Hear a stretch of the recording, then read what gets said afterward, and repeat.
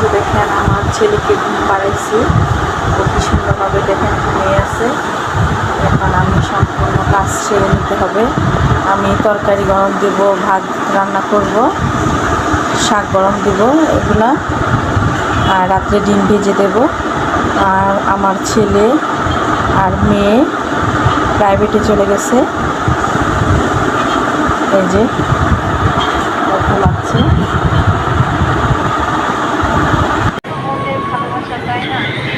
ওই যে আমার 3 তলায় ব্যালকনির লাইট জ্বলতেছে, আর আমি এখানে চলে আসছি নিচে 2 তলায়।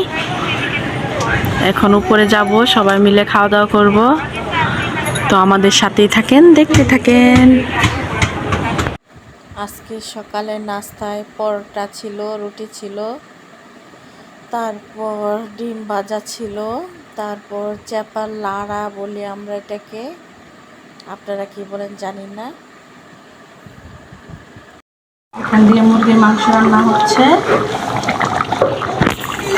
আর এদিক দিয়ে আমি জিরাগুলো ভেজে নেব, ফাঁকি করে নেব ব্লেন্ডারে। তারপর আমি গরুর মাংস বসিয়ে দিব।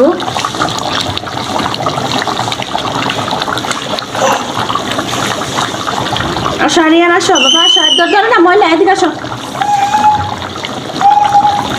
আমার মুরগির মাংস রান্না করা শেষ, কচু শাক রান্না করা শেষ। কচু শাক রান্না করে দেখাতে পারিনি।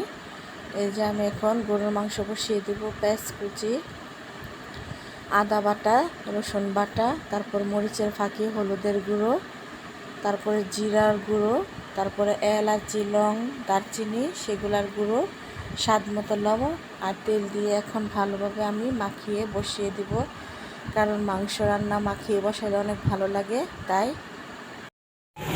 এই যে আমি এখন ভালোভাবে মাখিয়ে নিচ্ছি। গরুর মাংস মাখিয়ে বসাইলে অনেক স্বাদ হয় হাতে, তাই মাখিয়ে বসিয়ে দিব। 5 মিনিট রেস্টে রাখবো। আপনারা চাইলে বেশিও রাখতে পারবেন, যত রেস্টে রাখবেন তত স্বাদ হবে। আর যত মাংসের মধ্যে মশলা দিয়ে ভালোভাবে কষাবেন ততই ভালো লাগবে খেতে। এদিক দিয়ে মাংস কষানো হচ্ছে। এই যে আমি গরুর মাংস কষিয়ে নিচ্ছি, আর একদিকে ভাত বসিয়ে দিয়েছি।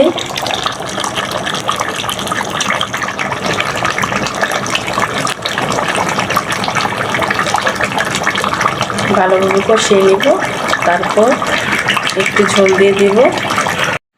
সবার খাওয়া দাওয়া শেষ, এখন আমি খাবো। এই যে কচু শাক আর এই যে মুরগির মাংস, সবার খাওয়া শেষ, এখন আমি খাবো। এই যে জিরা আমি ভালোভাবে ভেজে নিয়েছি, কারণ এটাকে ব্লেন্ডারে গুঁড়ো করে নিব, কারণ আমি ছেলে নিয়ে বাটতে পারি না। তো এটা যখন গুঁড়ো করে রাখি, তখন যখন খুশি তখনই আমি মাংস রান্না করতে পারি, তখন আমার ঝামেলা হয় না।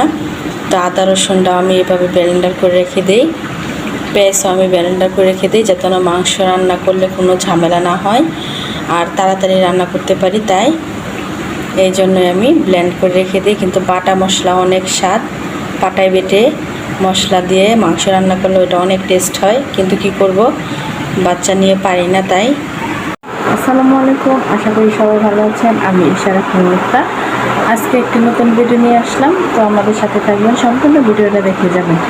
তো আমি এখন একটু সেলাই মেশিনে বসেছি, কারণ টুকটাক কিছু কাজ ছিল, কারণ ছেলেকে নিয়ে পারি না, তাই সন্ধ্যায় ঘুমিয়ে গেছে। এখন আমি আমার জামার কিছু সেলাই ছুটে গেছে, ওগুলো আমি সেলাই করবো।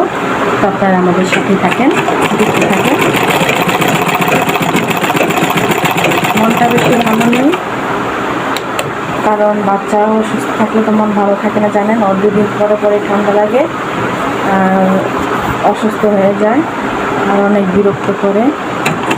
তো একটা লোক আসার কথা ছিল, আমি পার্মানেন্টে একজনকে রাখতে চেয়েছিলাম, কারণ আমি কাজ করতে পারি না বাচ্চাকে নিয়ে। আমার বাচ্চা অনেক সমস্যা করে, ওকে নিয়ে খেতেও পারি না, গোসল করতে পারি না, কিছু রান্নাও করতে পারি না, সংসারে কিছু করতে পারি না।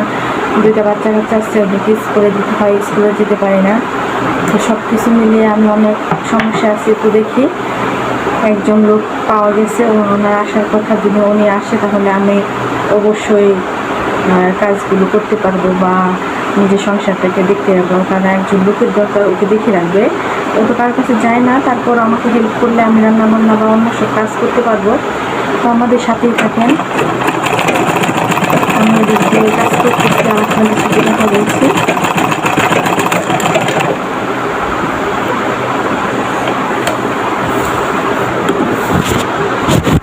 অনেকদিন যাবৎ কাজ করি না, তাই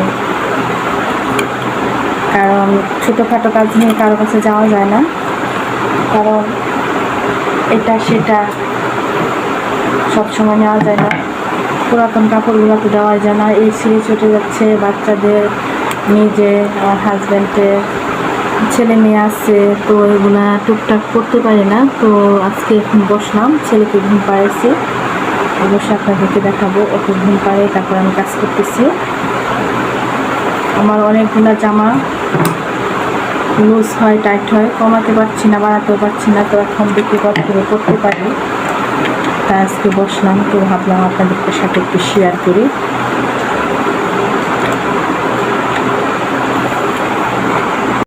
যে দেখেন আমার ছেলেকে ঘুম পাড়াইছি, ও কি সুন্দরভাবে দেখেন ঘুমিয়ে আছে। এখন আমি সম্পূর্ণ কাজ সেরে নিতে হবে। আমি তরকারি গরম দেব, ভাত রান্না করব, শাক গরম দেব, এগুলা, আর রাত্রে ডিম ভেজে দেব। আর আমার ছেলে আর মেয়ে প্রাইভেটে চলে গেছে, এই যে ঘুমাচ্ছে। এই যে আরিয়ান খেলা করতেছে, তার নানির ঘরে আসছে, ঘুম ভেঙে গেছে, দুষ্টামি করতেছে, পচা পচা, দুষ্টু দুষ্টু, বহুত পচা।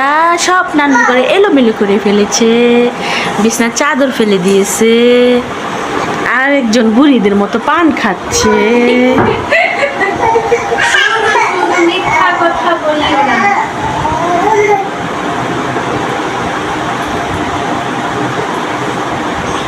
এই যে দেখেন আমার ছেলে কি করছে, সব তার নানুর চাদর সবগুলো এলোমেলো করে ফেলেছে।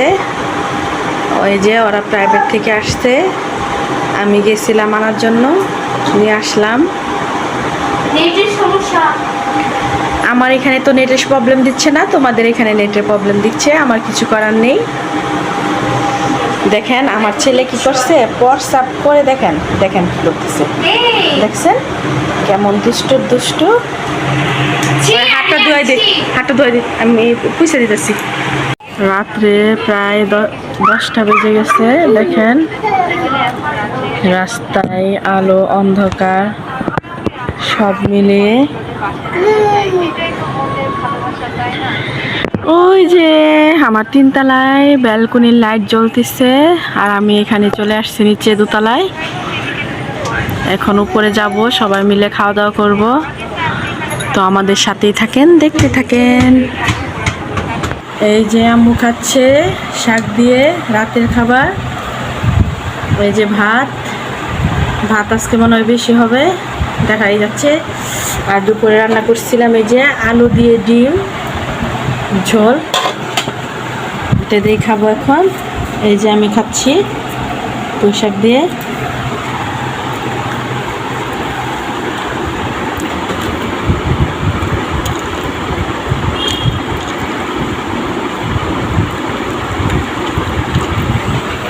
এখন আমি খাচ্ছি,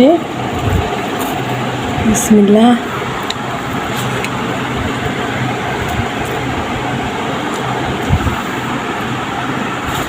এই যে আমি খাচ্ছি।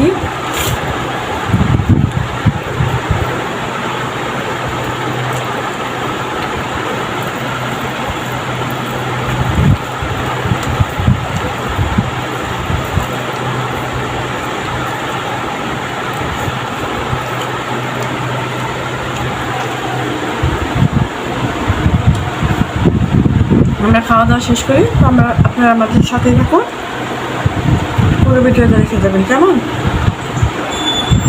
সম্পূর্ণ ভিডিওটা দেখার জন্য আপনাদেরকে অসংখ্য অসংখ্য ধন্যবাদ।